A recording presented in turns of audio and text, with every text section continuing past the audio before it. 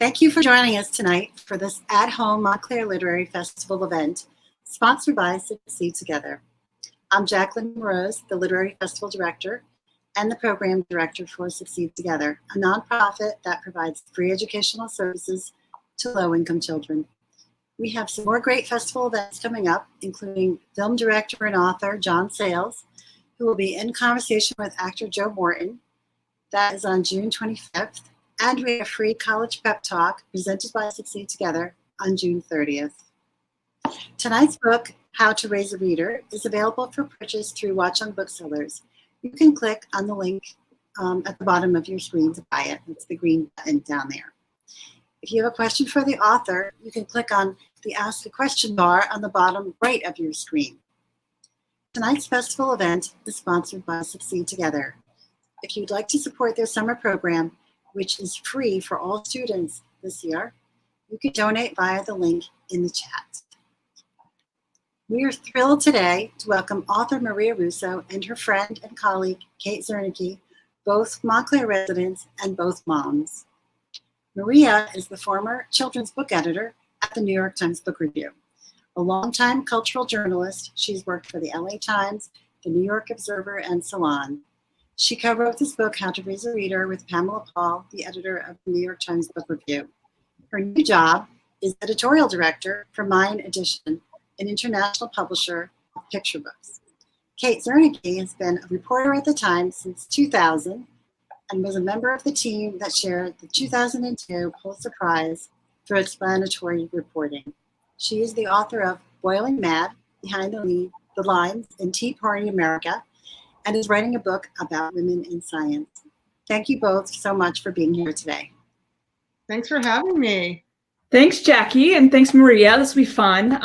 As everyone knows, we are here to talk about Maria's book, How to Raise a Reader, which is, I guess it's appearing backward in your screen, but anyway, it's a book that I have poured over and that I'm sure a lot of people, if you've read it, probably feel like you wish you had this book when your kids were little. My kids are tween and teen at this age, but right now. But so we're going to talk about this book, and one of the things I really love about the book, Maria, is first it just reminds us, if you're a reader, which I think if you're tuning into this, most of us probably are, it really reminds you of why you love reading yourself, and that feeling of, Maria, your wonderful letter in the beginning of the book where you say, you talk about the power of a book. You open a book and suddenly you find yourself lifted. Maybe you're feeling out of sorts. You find yourself lifted by this book and really feeling sort of more yourself by reading. And I think that's a feeling that we can all relate to.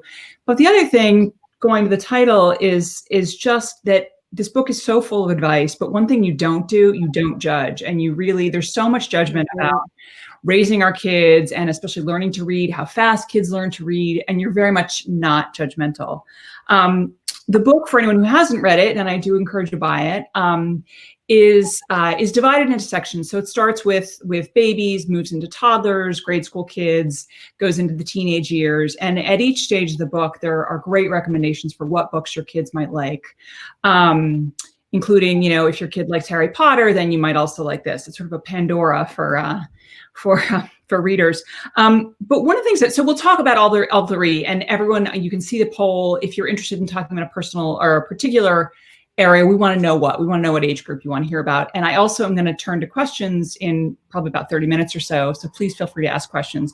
But one thing before we start breaking down the age groups, Maria, that ties the book together is really, just the sense of creating a culture of reading for your kids, right? So can you talk about that? Like, what is it about? I mean, if you could sort of tie in from babies to teens, how do you create a culture of reading for kids? Yeah, that was, we looked at a lot of research, and we talked to a lot of people, and we looked at our own lives.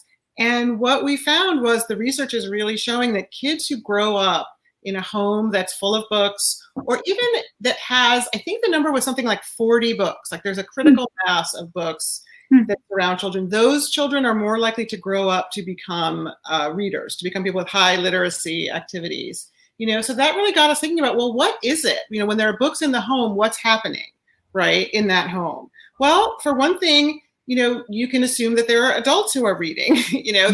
That children are watching us, watching what we do all day. We all have lots of devices and lots of screens. what if your child sees every day or a few times a week, sees you picking up a book, and spending some time reading that book? Saturday afternoon, your glass of wine or your glass of tea, you're choosing to read a book. That sends a really strong message, So we wanted to really show that it's not just about specific tips that you need to know to get your kid to read, or things you can do, to sort of trick them. It's also about, what example are you setting? What kind of culture do you have in your home? So it also has to be a place where reading actually is a leisure activity. If we had to have one thing that the book boiled down to that's sort of simple, is like, make reading fun. Don't approach it as, we found, and a lot of the people where we've been talking to over, since the book came out, have been reporting on this kind of culture, that parents are bringing school into their home when it comes to reading too much. And it's, we want to encourage you to not approach reading in your home as part of schoolwork, to separate it and create it. This is entertainment. This is leisure. This is something that your kids can choose, just like they might choose to play a video game or watch a movie. Do they have books around them? Do they see the grown-ups reading? And can they feel that, and that's what you say about judgment was really, really important. So that means that it's okay to read comics, it's okay to read the Guinness Book of World Records. It's, it's a good thing to read joke books, to tell jokes, So it's basically dialing back the pressure and the anxiety that you feel, that a lot of us feel around reading, and in order to bring back the fun, because, the studies also show, children who do well in school are children who read independently. Right. That means they have to choose it. It has to. You talk about as babies is that, is you kind of redefine reading, right? Like for babies, reading is just the tactile sense of holding, or turning the pages, looking at the images. Visual reading is so important. I mean, and this actually goes back to the comics idea, right? A lot of, for many years, people thought comics and graphic novels were not serious books, and a lot of parents still don't consider those real books. Mm-hmm. Well, the research is really not there. The research is showing visual reading is reading. Decoding images is just as important in the brain and just as complicated a process, and actually supports the other side of the brain, the word reading. So if you're starting from when your child's a baby and a toddler, giving them lots of books with images, encouraging them to make stories out of pictures, right, helping them to become a reader. Right. So that's got to carry through into the elementary school years. Just because they learned how to read words doesn't mean you take away images suddenly. Right. You need to see how they work hand in hand, especially in our culture today, right? It's such a visual culture. So just given the time of year, and we did just get a great question that I want to talk about, is going to that sense of like making kids feel like they don't have to read, taking the school out of reading. Exactly. So, what's that? In your home, because you have these great teachers. That's their job. Their job is to teach your child how to read and to help your child progress in their, in the school way. And your job is to make them want to read. But what do you do about, say, the question that we have is about, do you think that high school reading requirements can take away the fun from reading a book? But before we get to that, just to speak to sort of the larger group, what do you think about summer reading? You're very anti-logging reading, right? You're very anti writing down a list, but that's often what kids are doing in summer reading programs. Or even if their parents are encouraging them to do summer reading, it's how many books have you read? What are the books you're reading? Is there a way that you can, or maybe kids are assigned a book for summer reading. Is there a way that you can make that fun? The first thing to remember is that the only important thing about that kind of reading is that there is the enthusiasm that they feel. Right. If they're just doing it because it's yet another assignment they have to do for school, that's actually working against your long-term goal of making reading something that they will choose to do. So a lot of it really does come down to helping your child find the right books, So, that is really hard. So if they're, I will say one thing that I actually like that we don't talk that much in the book about, one program that I think actually works are communities and other organizations will do these reading Olympics. Yeah. That works. Some kids thrive on competition. And this is the kind of thing where, yes, it's an external motivator, but there's you have to read a certain number of books, and then, you're competing against other kids or sometimes other groups or other classes, and they're it's very official, and it's like an Olympics, and that kind of thing, because it turns it into fun. It's not for school. So I mean, I definitely feel for the teachers. It's really important that the kids keep reading over the summer, but somehow those summer reading lists aren't doing that, for a lot of kids. They're just creating. How do you keep kids reading over the summer? Again, it comes down to helping them find books they like. I mean, it really, that's the hard part of being a parent, So, have you been to Watch Young Booksellers lately and talk to the booksellers on that? They have a wonderful YA shelf. They have a wonderful middle grade shelf, the graphic novel shelf. Again, I really think a lot of kids gravitate there. Ask the experts, ask your kids' friends, what are they reading? What's their favorite book? So it really does, it's a supply issue. They need the great books. In elementary school, when they were learning to read, one thing that I found so frustrating were the reading levels, because I was, I can't remember what they are now, but it's like 7.124, or maybe it's 7.125, and what's the difference? And the teachers would say, well, have your kid open a book, and if they can recognize 5 words, it's too many for them. If they can recognize, what's the magic? Yeah, first of all, reading levels, there's no such thing as a reading level. This is like an invented thing that someone came up with in the 1970s, and they took they had a bunch of librarians sit down and take all of these children's books and assign letters to them, and a different group of librarians might have assigned different letters to these groups, and a lot of the more, progressive and librarians who follow the research are not shelving by level anymore. Because imagine if someone, if you said, someone, you wanted to watch movies and someone said to you, oh, no, that's not the right movie for you, not yet. Doesn't that kill your, you wanted to choose that movie. Maybe it is too hard. One of your great points in the book is that a lot of this is about kind of creating kids' ownership, right? Like exactly. An age, maybe middle grade, where they, which is, again, it's a fake distinction, but let's just say around grade 4 and through middle school, where kids kind of they don't want their parents to tell them what to read. And that's the trick. That's the tightrope you really have to walk. You really have to back off. And this whole apparatus that has developed around reading in the schools, don't bring that into your home. Make sure, do what you can to support your children with their schoolwork. But when you're excited about a new book that comes out, you're not excited because it's related to, your work or your school. You're excited because it's a great book that you want to read. Help your child stay connected to the books that they read just for them. So we all, the thing is, we all know those books that your kid just fell in love with and wanted to read everything that author wrote. And Raina Telgemeier is one example. Lots of kids, starting around age 7 or 8, will read one Raina Telgemeier book, Smile or Drama, and then go on to read, the rest of her graphic novels. And that's voluntary reading. You see those kids and they're so absorbed.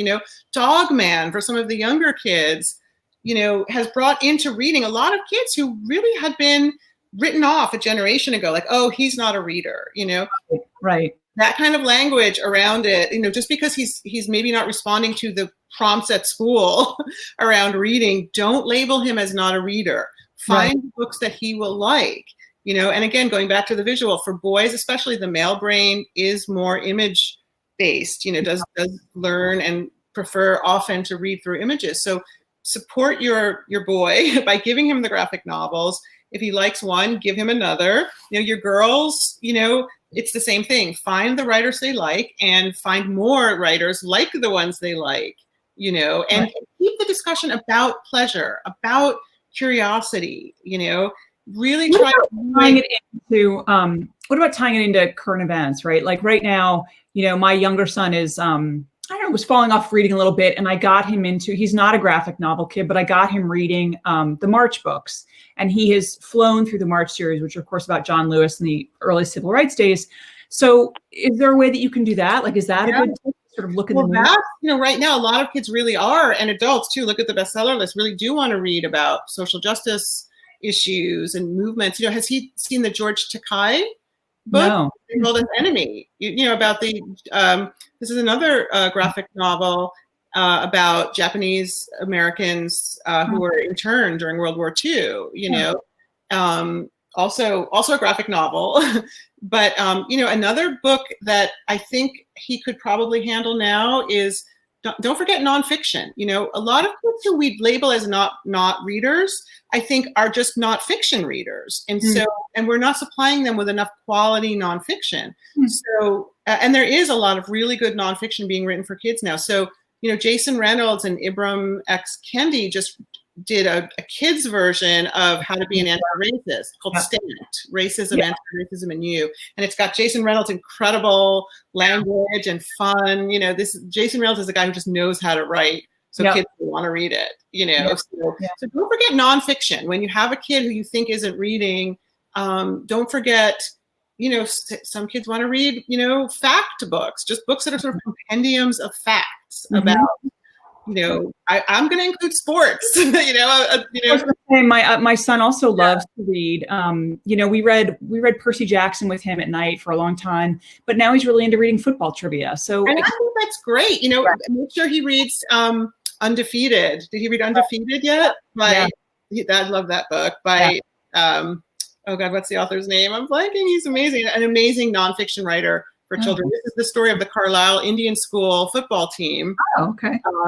And how, you know, Native Americans actually were instrumental in inventing the modern game of football. Right? So, but that's a pretty standard nonfiction book. But you know, for a lot of kids that you are, you know, a lot of parents will say, "Oh, my kid doesn't read," but like they actually would like to read a sports statistic book. They actually, you know, my younger son, you know, he went through a period where he really liked to just look at the atlas and look at maps. You know, so do you have a fact seeker? Is your kid a fact seeker? Accept that. Don't judge that.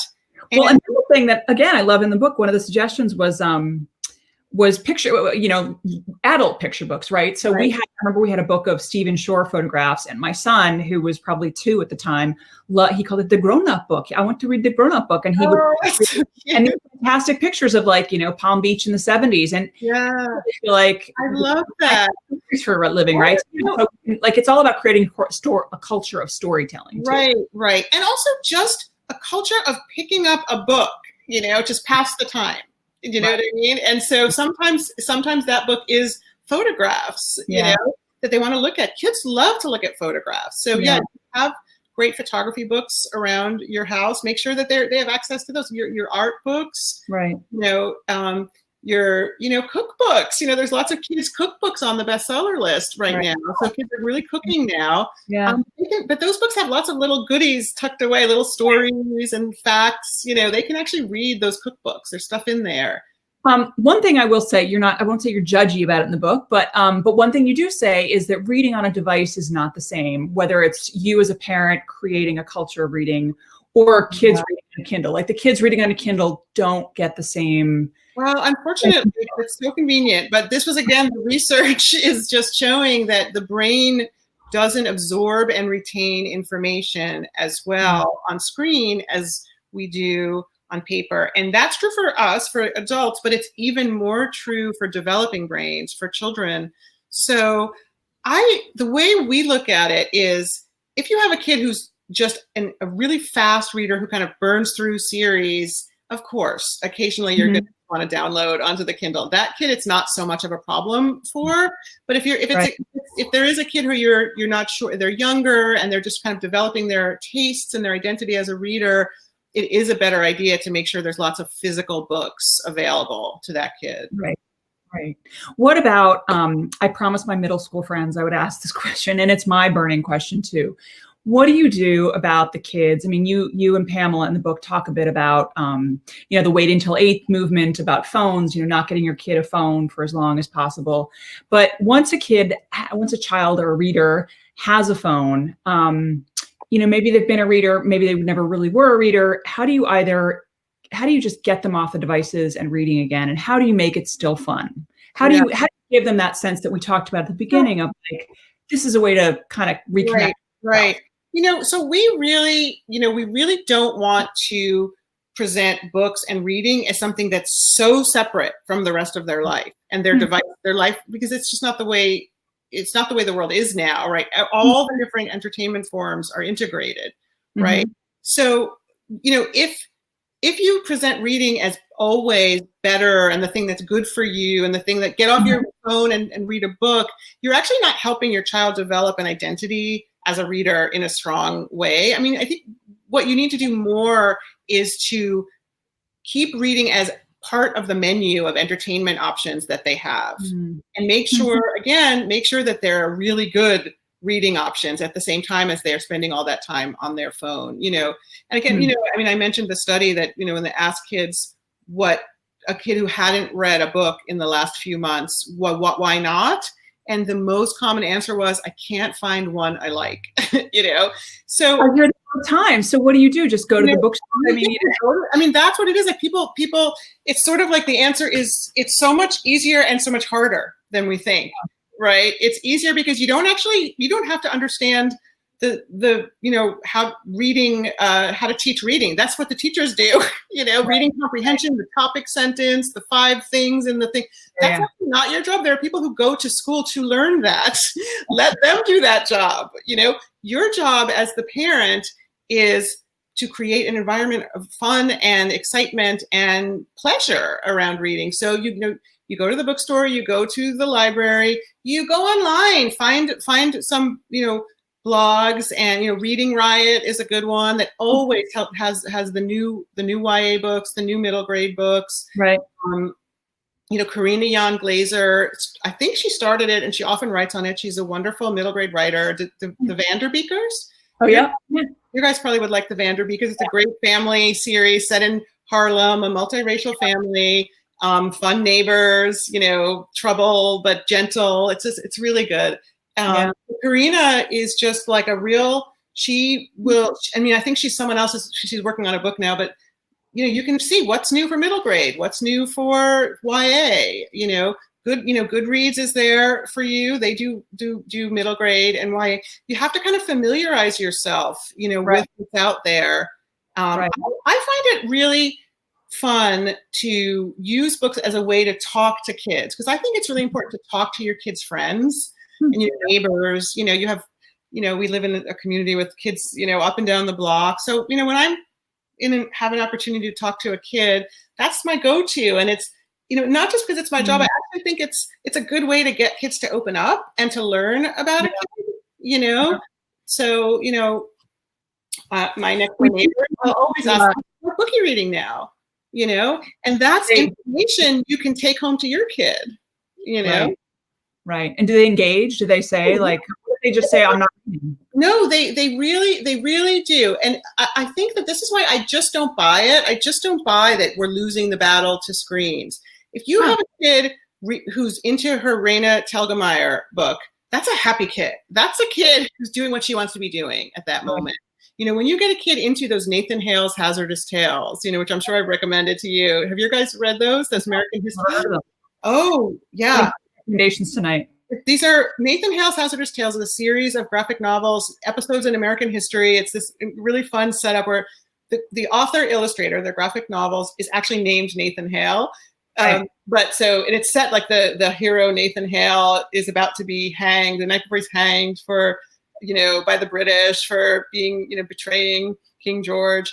He's given access to all of American history. And so it's like so it's time travel thing. So he's he gathers everyone in his jail cell, and the hangman is there, and he tells them everything that's going to happen in this country that he's dying for. It's really cool. So I'm seeing our poll. So we're getting some votes to talk about elementary school reading. So I want to address one question, because I think I'm just thinking my own anxiety in elementary school. There is a lot of this talk about are they getting the main idea and all that. So I think for elementary school parents, is my child reading fast enough? Are they reading? Are they comprehending? To talk about the challenges of elementary. Honestly, I think for parents, like us, the challenge is to just let that go. And because your child will learn to read. Again, I should say here, very important, around age 7, you should be aware, do you think your child has dyslexia? Do you think your child has ADHD? Are there signs of other processing disorders that are in the way of your child becoming a fluid reader? And and some of those signs are that they enjoyed being read to as a small child, and then suddenly during this period when everyone's starting to jump into reading and it's not happening for them, they start to pull away. And it's because they are experiencing distress and a feeling of failure, and you don't want to be compounding that at all. So the more that you're involved in the idea that it's this incredible achievement to when if a 4-year-old learns to read, instead of just that kid's brain works different. The range of ages that the brain can learn how to read is from 4 to 8. That 4-year-old is not smarter than 6-year-old. I mean, you just have to say it. The parents who's bragging about their 5-year-old reading that kid is not smarter than my son who learned how to read at 7. The secret is tuning it out, really. The secret is really to back off that whole area, and you'll look back when your kids are in their 20s, like, did I really actually care what age he learned how to read and what level he was on in 2nd grade? Like, why was I didn't remember? Yeah. I could have been talking about this great book that I want to share with him. I still be reading aloud. Audiobooks, you can be bringing audiobooks. This is a nice thing for the summer too. I think it kind of takes some of the pressure off. You can put it on when they're doing something else. Another interesting piece of research that we found is that audiobooks are reading. It sounds weird, but the brain, the MRIs of the brains of developing language and what? Crazy? No, it's because it's composed language. So what you're doing, it doesn't matter if someone is reading it to you or you're reading it yourself. When you're listening to, your brain is doing the same process. So it's really important for kids with dyslexia, for kids with auditory processing disorders who are a little bit slower, because they can keep up with the books that their peers are reading, right? Because what you don't want to do in those elementary school ages is make your child feel like they're disappointing you, like they're falling behind. Those impressions and that self-image can really do damage for life.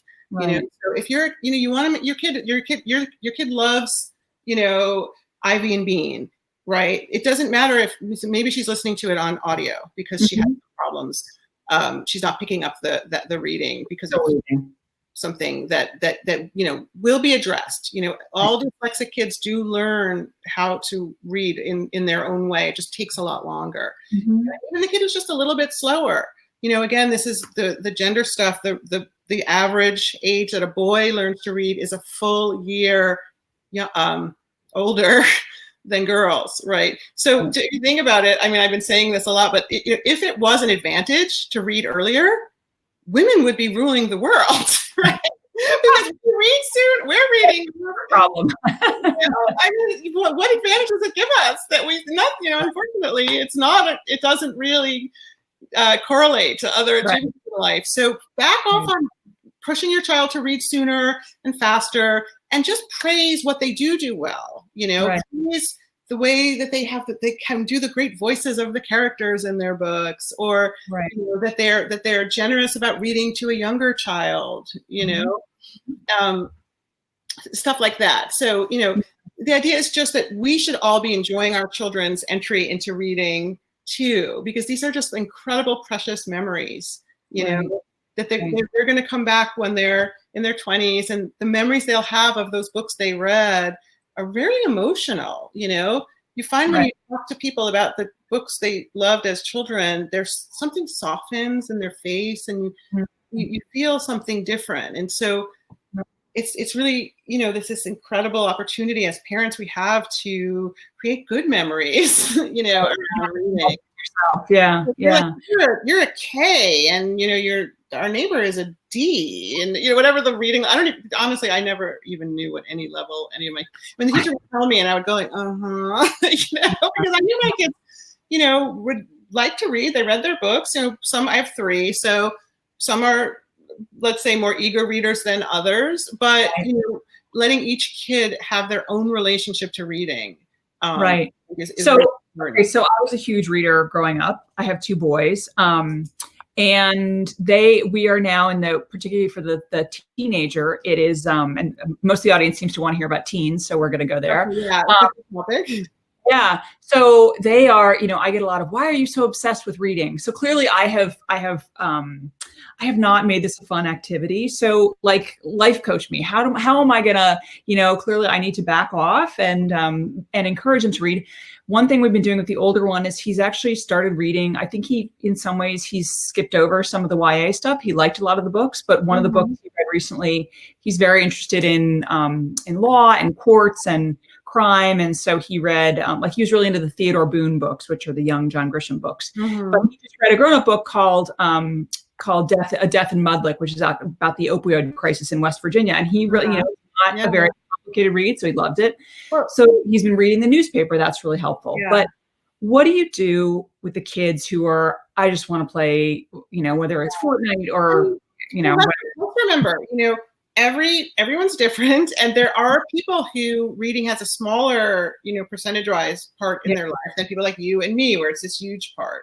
Yeah. So we're not trying to turn all of our kids into the kind of readers that we are, because it wouldn't be really possible. But you do want to make sure that even that kid who maybe it's not going to be the activity he chooses every single night before he goes to sleep for the rest of his life, he has an authentic relationship to it, and he has and he seeks out books, when he wants to know something about the world. It's just a better place to get your information. How do you convince them of that, though? How do you encourage them to do that? To say, like, instead of going to Google, get off your phone, go look in a book or whatever, or maybe Google is reading. I mean, I guess Google is to some degree, but we, just to make sure that, does he have books around him, that are on the topics he likes? I think we can kind of, I'm guilty as anyone of this. We sort of freeze our children in place at like age 11 or 12. Mm-hmm. And a lot of children, to become teenagers, they need to reinvent themselves. And a lot of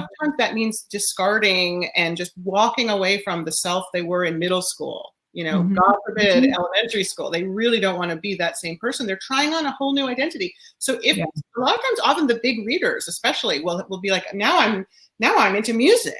I don't do that anymore. Oh, I'm embarrassed. I promise you, if they had that strong foundation of reading when they were, 8, 9, 10, 11, 12, and then it goes away, it will come back in their life. You can't change how they grew up. You cannot take that away from them. So, if that 16-year-old who hasn't read a book in a year really did read a lot at age 9, 10, 11, that person will come back, will find books in their life. Right. So, and if you do want to help your teenager right now to find books, then you got to go and do the legwork. You got to find the books. So, and I just want to say, about your son reading an adult book, that's fantastic. And let's remember, YA as a category was only invented like 20 years ago, right? Right. We read adult books, 14 and 15, right? So a lot of 14 and 15-year-olds really can and want to read adult books. YA is a particular taste that and if your kid has it, that's great, because there's so much good YA right now. It's such a strong category, because people who write YA really do their research. They really see themselves as almost like social workers, who are helping teenagers through these problems, and if you look at a book like The Hate U Give, look at that, how that book opened up the conversation about police brutality against African Americans in a way that, 14-year-olds could read and enjoy the story, bond with these characters, That's an incredible thing. There's a lot of really good YA books out there that your kids can read. If that's not what they want anymore, my daughter, by the time she was 16, had stopped reading YA, and I think she just had enough of teenage drama, in her life. Yeah, I didn't want to read about it anymore, So she, now she's reading like Stephen King, like she just read it, Yeah, you mentioned Stephen King here in the book. It's interesting. Is a great choice for teenagers. Yeah. Some of be careful. Some of them are maybe a little too kind of racy and violent for the younger kids. Right. But if you're a teenager, liked fantasy and liked mystery, Stephen King, the prose moves, the stories are just, so people like that, you really want to be, get your kid a Stephen King novel, and then see if you can, maybe change his decision to never read a book for the rest of the summer. Right, exactly. So here's a question. I'm struggling for book ideas for my 14-year-old son. Can you help? He goes back to reading the books he's read many times before. So, I love this question. But you do talk about this, this whole question of kids going back to reading books. I've gone back to, but I go, oh, really? You're going to go back? But tell us again. That's another, and again, this is all research-based. It's rereading is really good for a developing brain for all kinds of reasons. And aside from the ways that it's, let's remember they're getting something different every time they read because they're changing so much, The other thing is this is a category of book that the librarians call comfort books. A book that this person's son is going back to again and again. That's amazing because that means that he's getting comfort from this book. Which is what we want. He's getting comfort from a book. Right. It's like, that's so great. That means, that is a person who's developing a relationship with reading that will last a lifetime. That reading is filling emotional needs for that person. So that can only be good and that can only result in great things, down through the years. So so it's really important not to think of a kid as stuck or not moving forward. Reading is not a ladder of achievement. Reading is a personal experience, so, and we just don't know what your kid is getting the third time he read that book that he missed the first time, One thing, I was on a panel with Jerry Craft, who I love, who wrote the graphic novel New Kid that just won the Newbery this year, right? A really important moment because, so now the Newbery sticker is going to be on a graphic novel, for one thing. So all the parents who are worried, like, oh, it's not really reading, and now has the librarians know, these are real books. And Newbery, you talk about in the book, the Newbery is the award that you really want to look at. The award for the best children's book of the year for 2019. It was New Kid by Jerry Craft, a graphic novel about an African-American boy who's an artist who is, his parents move him to a private school for middle school. And he's one of the few kids of color. And so he's grappling with that. And he's also an artist. So he's grappling with the fact that he's just the kind of person who'd rather be, off to the side drawing rather than participating, so it's just such a good book. But so a parent said to Jerry, I love graphic novel. I don't mind buying graphic novels for my kid, but he goes through it so fast. I feel like I spent, $9.99 or whatever. And then he's done so quickly. They read them so quickly. And he said, tell him to go back because I hide things. I hide things. I hide things in the pictures that they're not going to get the first time through that they read it. And I loved that. And it's just such and that's how prose works too. We can't take in, these books are so well written, and what it really takes to construct a book, as it's so hard that nobody reading the first time through gets everything out of it, So I love the idea that her son just wants to squeeze even more juice out of that, orange. Because as I was going through the book again last night, I was looking at some of your recommendations, and I put little frowny faces next to some because some of them were my favorite books growing up, and I've not been able to make my kids love those books. But I think again, for me, it was Mixed Up Files of Mrs. Basiley Frank. I love that book. Every time I go to the museum, it's a different world. It's a different world. Phantom Tollbooth, I couldn't get them into, but you know what? It's just what you're saying. Like it's about someone else creating a relationship with the books. Sometimes you just have to say, like, they're not going to love the books I love. It's really good. Look, I didn't really like Phantom Tollbooth, weirdly, but my son, that's his favorite book. Yeah. So it goes both ways, too. Right. Well, so here's a question. This is someone asking kind of about, it sounds like one question is, do you agree with publishers putting age ranges on picture books and simple chapter books? Isn't the appeal or reading level of a specific book more individualized? Wouldn't this make a kid feel bad about himself or herself if they read a book designated for ages younger than they are? But then the same person asked the question, is the issue of having to encourage your child to read a function of our relatively current culture? I was never encouraged to read, and I read constantly, so did my friends. So this is exactly what we're trying to say, like in a weird way, because we care so much about reading, we're almost killing it with our love. We're hugging it to death with our kids. And just if we would just let it develop more organically, and it's because we have so much anxiety around it, right? We have anxiety about the screens, and then we have all these, statistics talking about like success and reading levels and all that. So you can't blame us that this developed, but it's really important to take like concrete steps to just not love your kids reading to death, That's really, what was the first part? Age ranges. Yeah. And they're meant to be helpful, right? And so often I think this person is making such a great point. They can make a child feel judged or they can maybe send a child away from a book that would be good. So, take them with a grain of salt. Take all of these things with a grain of salt and let your child read freely. It's okay. Just like it's okay to read a book that you might think is too easy. Don't we all sometimes want to read something that's easy? Magazine or kind of, magazine. It's also okay to read a book that you don't understand, and to struggle a little bit, to let a kid struggle a little bit with a book that's above their level, and I mean, I think the worry is that would turn them off, but I don't think that's true. I think that would, and the librarians tell me this too. They really hate that people are always trying to, keep kids away from the more advanced shelves now. They want a kid to just be able to sort of dip in and, maybe some little shard will plant in their brain and then they'll come back later when they can take in more of it.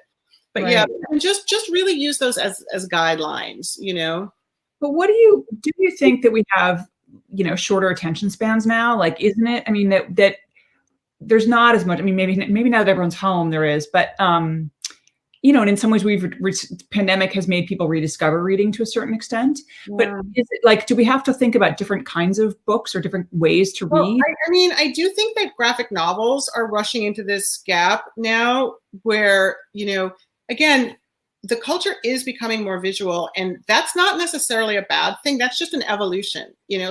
We think about when the directions to put together your dresser from IKEA or your Legos, your kids, weren't you impressed how your kids could follow those wordless Lego directions when they were 6 years old? Yeah. That's all good. That's good, right? Or the emergency card on an airplane. You know what I mean? You need to be able to follow step-by-step narratives visually. And I think our books are supporting that more with graphic novels. Those visual skills were really lacking, I think, in some of the previous generations. And they're really tied to logic. They're really tied to, all engineers know this, that kind of being able to follow instructions visually is important. So I don't know. I mean, I think there are some changes. I don't tend to be an alarmist about them. I think it's inevitable that over time the human race, evolves and changes to meet circumstances. Right. They said the same thing about radio was going to kill, reading. It's just, it's all adding on kind of. And, the main thing is the need for stories will never go away. And books are a really great way to deliver stories. And, and they're a great way to deliver information, Right. So going back to what's that? I don't tend to have a lot of worry about that. But I do think it does take a little bit more work now to ensure that your children are creating an environment where they're going to want to read. Yeah. One thing I love hearing you talk about, because it was sort of fascinating to me, and it seems obvious, but I hadn't thought of it, is talk a little bit about the Harry Potter paradox, right? That we expect now kids who maybe start Harry Potter at age 7, parents want them to read all the books all at once. And they weren't really, J.K. Rowling didn't write them that way. Yeah, I think so Harry Potter was this important moment because it was really the first time that reading became this communal experience for kids across, socioeconomic, backgrounds, across countries. They all were reading the same book at the same time and they could talk about it. That was really important at that moment. I mean, The Hate You Give, is a great, even that there's the plot of the characters there bonded over their Harry Potter nerddom when they were little. It's just planted in the culture as this really important moment. But it was also, a series, right? And so the way a series works is when it's first being published, the author wants to keep the same audience with her as they get older. So, the first one is maybe for age 8 to 12, right? Which is the middle grade, what we call middle grade. Yes, I know some people brag that they're 6-year-olds read it or they're 5-year-olds, but it's a very, I don't know how much their 5 and 6-year-old really got, if they really were able to get the whole, thing that was going on there, because it's very scary. It's very, it can be a little bit dark and confusing for the younger kids, what's actually going on there. So you really want to let your kids take those books with some space between them, because by the time you get them, right? That's the way they didn't all do it once. Right. Those last books are YA. I mean, there's the death of a child, there's the death of of a character they've come to care about. So and now I mean, actually, I have to tell you, Kate, more and more I'm kind of like, I wonder if the Harry Potter thing is gonna, especially now with J.K. Rowling is now sort of alienating some of her fan base. My kids were huge Percy Jackson kids. They were not into Harry Potter, and I mean, yeah. For me, I have to say, I went back to Harry Potter with my youngest, and I found it a little repetitive, and I didn't think it was. I don't know. Just as I'm not a fan of her writing, So just honestly, as much as I adore what it did for this whole generation of kids, as far as getting them into books, giving them something to really lift them. At this point, I think the jury's out on the future of Harry Potter right now, and there's so many other great books. The Percy Jackson books, and not just Percy Jackson, but Rick Riordan, the author, has curated an entire series of other fantasy books that come from other cultures. So you have that are really good. So you have, Sal and Gabby Break the Universe by Carlos Hernandez. You have ones from Indian culture. Yeah, he's great. I met him at an event. He teaches at CUNY. There's the one that's based on John Henry. It comes from African American and African folklore. With the hammer. Himself, or he bestseller list. No. So Rick he does what you're supposed to do to be an ally, right? He had this great success as a white person in publishing, and he used that to lift up the voices of other people from other cultures and help them write their books. Find those lists. Where do you find Rick Riordan's recommendations? It's called Rick Riordan Presents. I don't know if you just Google it. Look at okay, I've seen those books. Yeah, they're published by Hyperion. They all have the same look on the cover. A couple of them have been on the bestseller list for a very long time. Yep. So they're all sort of vetted by him. Right. And so something like that I think is a really exciting thing that happened since Harry Potter. Right. So I think if your kid's a fantasy lover, don't despair if they read Harry Potter and they think that they'll never read another book as good. Right. They will. There's lots of really good fantasy series out there now. So we're posting all these in the comments section if people want to look at those. But also post your questions if you have them. We still got some time. Maria, I wonder if you could talk about, you have 3 kids, two boys and a girl. Talk about we're trying this. You're doing a great job, Jackie. Talk about what you've learned from having girls versus boys.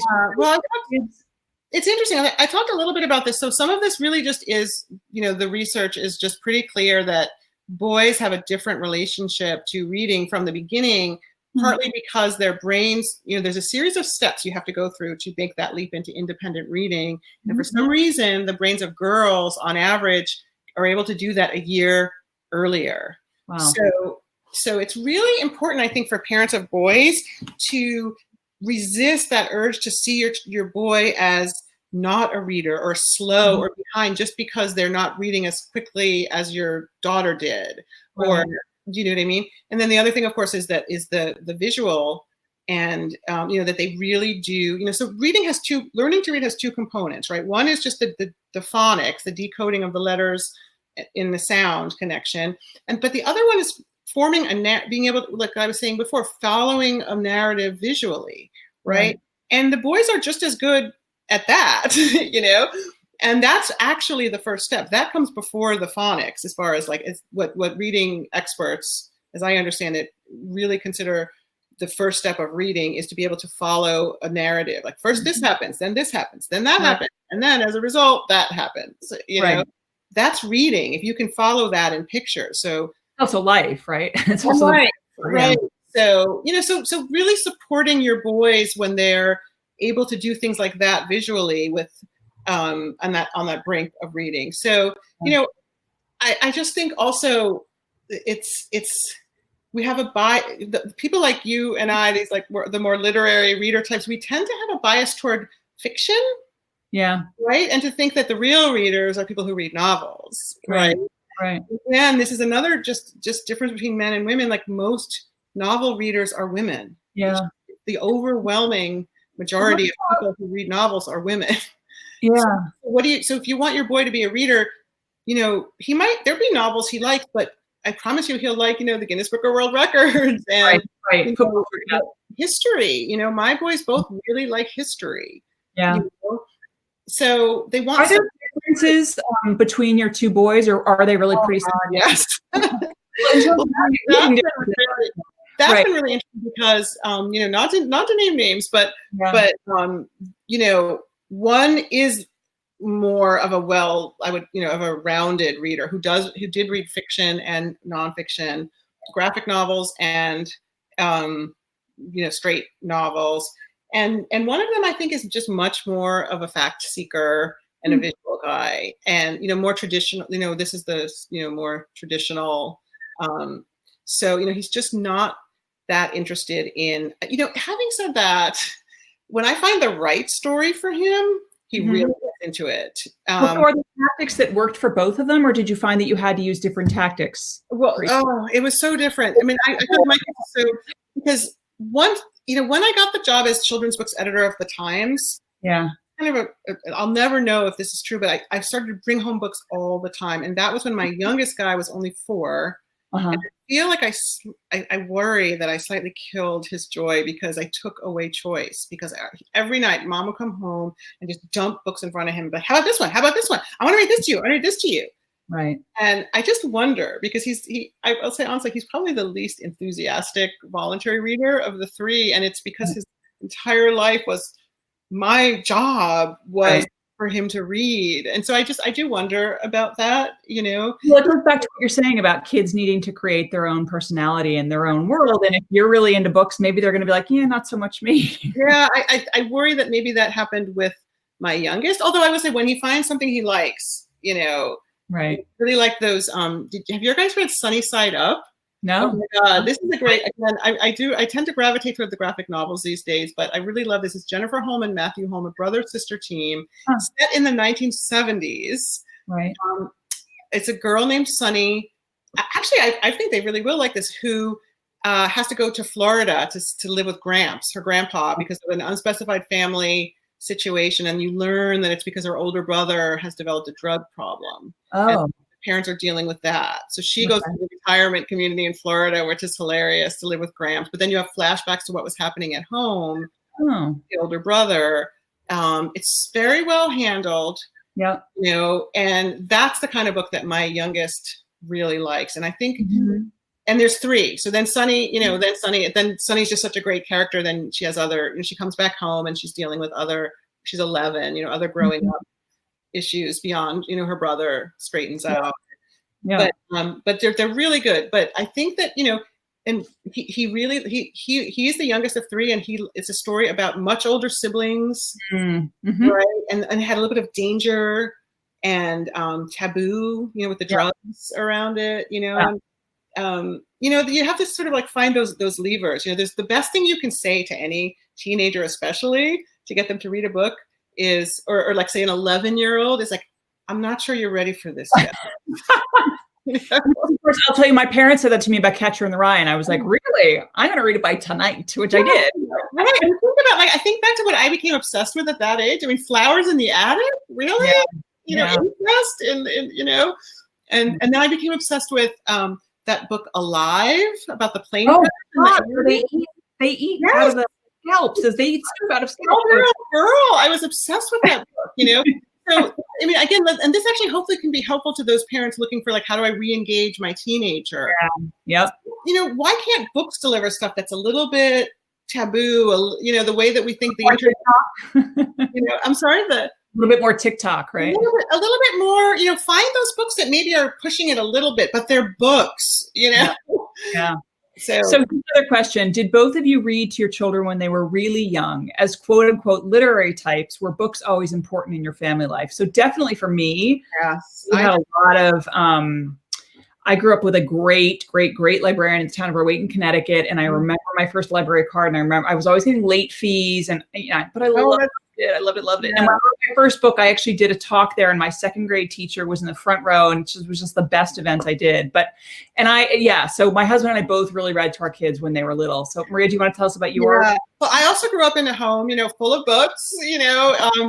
My father was an English teacher, and my mother was a nurse. We lived in Queens. You know, we weren't fancy people at all, but they were just people who read and who kept books around. And I just feel that the presence of those books in my childhood home was this anchor for my life that maybe allowed me to sort of go above, my circumstances, to sort An of anchor in what way? Reading to me always felt like home, so that, this is something really important, I think, for parents of smaller children, that when you read to your kids a lot at home, when they get to school, reading feels like home, and learning feels like home, so that's just, I will say one thing. So I read to my kids I just love reading out loud, especially picture books.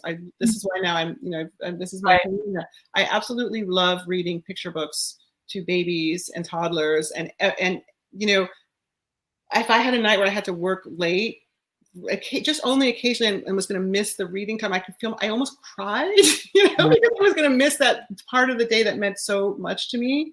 Yeah.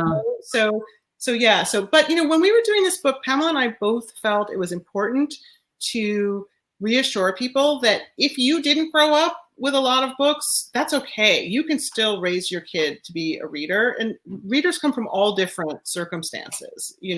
Lots of the great writers, today grew up, will tell stories about how that first time they read a book, they were 16 and 17, voluntarily outside of school. Yeah. And, there was no reading, in their home by the adults.